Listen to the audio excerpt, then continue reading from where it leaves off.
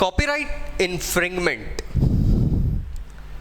किसी के द्वारा किया गया कोई कार्य जब हम लोग कॉपी कर लेते हैं तो उस पर्सन को ऑब्वियसली वो फुल क्रेडिट नहीं मिल पाता है. So what exactly is this infringement of copyright? We also pronounce it as infringement of copyright. There are quite numerous pronunciations. So friends, आज आपको पर्सनल ट्यूटर के इस प्लेटफॉर्म से मैं केविन लोपेज मास कम्युनिकेशन का topic that is infringement of copyright समझाने वाला हूँ. बेसिकली कॉपीराइट एजेंसीज जो होती है, कॉपीराइट एक्ट ऑफ इंडिया जो कि 1957 में बना था और जो कॉपीराइट लॉज बने हैं, ये बाय लॉज बेसिकली एक प्रोड्यूसर के ओरिजिनल वर्क के प्रोटेक्शन के लिए बायस्ड होते हैं. So what they do is their work is to protect the original like works of producers, of musicians, artists, writers, movie makers and so on. अब infringement क्या होता है? बेसिकली कुछ ऐसी चीज़ें जो कहीं ना कहीं लोग कॉपी करके अपने नाम से रिप्रोड्यूस करते हैं, that is known as infringement. अब इसको अगर आप देखिए तो इसके अंदर कुछ टॉपिक वाइज मैंने डिस्कस करा है, आप लोगों के लिए पॉइंट्स बनाए so that you understand. Copyright का उल्लंघन किन किन तरीकों से किया जाता है. It may be either reproduction, through reproduction of anything by using print, sound और वीडियो मोड्स. आप किसी चीज को रिप्रोड्यूस कर रहे हैं, अपने नेम से उसको प्रमोट कर रहे हैं, but the original work is someone else's.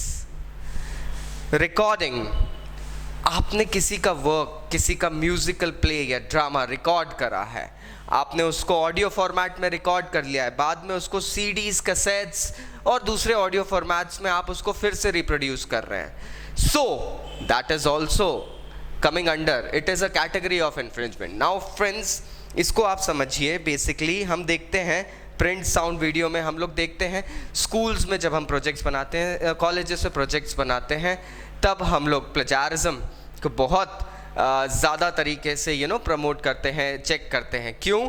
और बहुत सारी ऐसी वेबसाइट्स डेवलप हो गई है जो प्लेजारिज्म चेक करती है.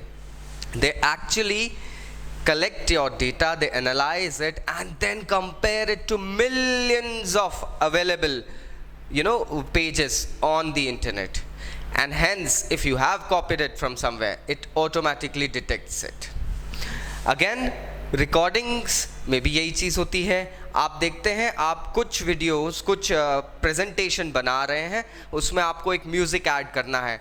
कुछ म्यूज़िक ऐसे होते हैं जिनके कॉपीराइट्स होते हैं, so you can not go ahead and play on add them on your presentations. YouTube पे ही आप देख सकते हैं बहुत सारे ऐसे म्यूज़िक होते हैं जो कि कॉपीराइटेड होते हैं, यू कैन नॉट रीप्रोड्यूस और रीयूज देम.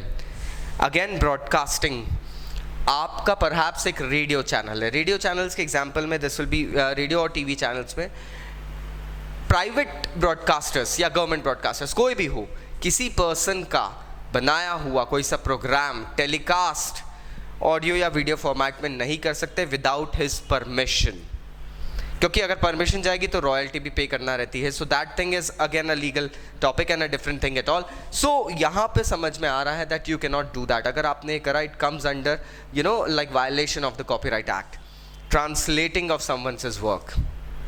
अब पुराने ज़माने में तो ऐसा कुछ था नहीं, बट अब things are very very very peculiar.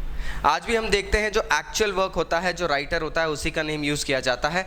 Later on translations तो काफ़ी हुए थे. जैसे हम बात करते हैं महाभारत की बात करते हैं तो वेद व्यास का नाम आता है, रामायण की बात करते हैं वाल्मीकि जी का नाम आता है.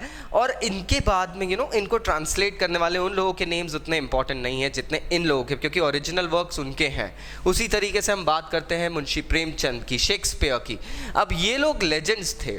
इन लोगों के वर्क्स को हालांकि आप ट्रांसलेट कर सकते हैं, but you can never put them as your own individual entity. आप अपने नाम से उनको प्रमोट नहीं कर सकते हो. It will always be a translated matter. So translate करके भी किसी भाषा में आप किसी दूसरे का वर्क अपने नाम से नहीं पब्लिश करा सकते हैं. एंड देन पब्लिक परफॉर्मेंसेस करने के लिए, suppose there are some plays and all, until and unless you don't go ahead and get the credits of the person और you don't apply credits to him, आप जब तक उसका उल्लेख इसमें नहीं करते हैं तब तक आप इसको अपने वर्क के समान नहीं बना सकते हैं. ड्रामाज होते हैं, मूवीज बनती है, अब उसके बाद में लाइक कुछ सॉन्ग्स होते हैं, अब परहैप्स आप उसको कहीं गा रहे हैं but you have to mention that this song is from taken from so and so person's so and so album, so and so movie sort of thing. But if you go ahead and like just reproduce it or perform it within your name with a tag of your name, that is a total violation, friends. So ये सारी चीज़ें basically होती है जिस तरीके से लोग copyright का उल्लंघन कर लेते हैं. अगेन इसका सब मीनिंग हुआ, अगर आपने किसी भी कॉपीराइटेड मटेरियल का यूज करा without the permission of the actual owner, then comes in the copyright Act of India. और जो रजिस्ट्रार ऑफ कॉपीराइट्स इंडिया में है, he has got civil and criminal remedies available for them. मतलब आप इसके लिए या तो सज़ा भुगतने के लिए या जुर्माना भरने के लिए तैयार रहिए. They have the power, the registrar of copyright has the power to go ahead and seize the material that has been created with violation of any copyright. He has the power to even destroy it. He can ship it, store it, analyze it, and if found guilty, he can destroy it or hand it over to the actual owner.